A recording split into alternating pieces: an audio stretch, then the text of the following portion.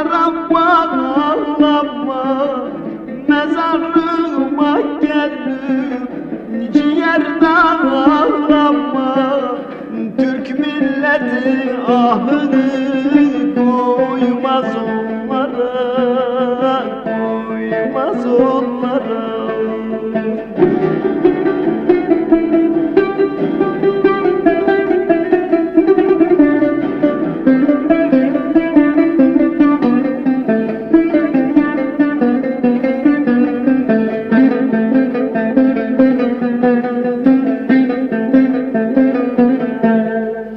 Kız kardeşim nişanlı hemen evlensin.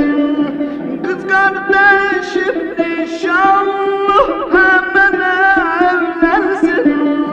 Mezarıma geldik duvakla gelsin.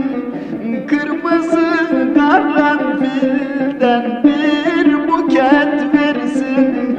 Sakın ağlamasın, gülerek dönsün, gülerek dönsün.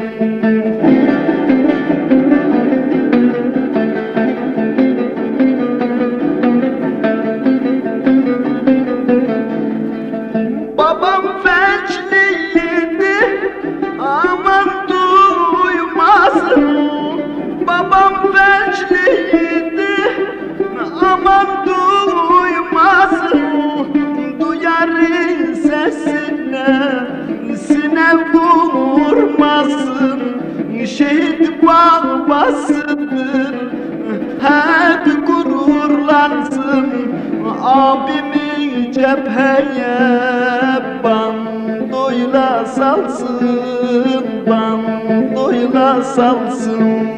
Abimi cepheye bandoyla salsın, bandoyla salsın.